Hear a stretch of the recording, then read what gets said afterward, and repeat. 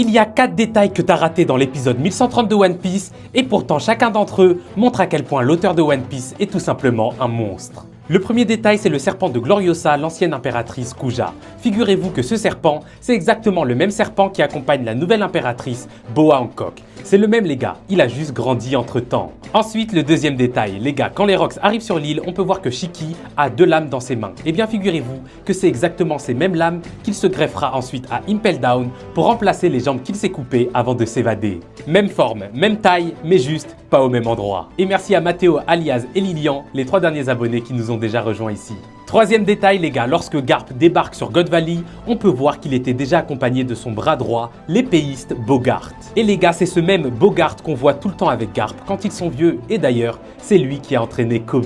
Enfin, quatrième détail, on retourne chez les Rocks et on peut voir que Stussy est collée à Barbe Blanche et elle ne veut pas le lâcher. Cependant, ça se voit que Barbe Blanche, lui, il la calcule pas trop et c'est très important pour la suite. Car les gars, cette même Stussy, c'est Miss Bakin, qui par la suite, lorsqu'elle va vieillir, elle va dire à tout le monde que son fils Weeble est le fils de Barbe Blanche. Mais du coup, si vous voulez mon avis et au vu de la gueule de son fils, cette dame-là, elle en a juste profité pour prendre une partie de l'ADN de Newgate et ensuite, elle a tenté, je dis bien tenté, d'en faire un clone.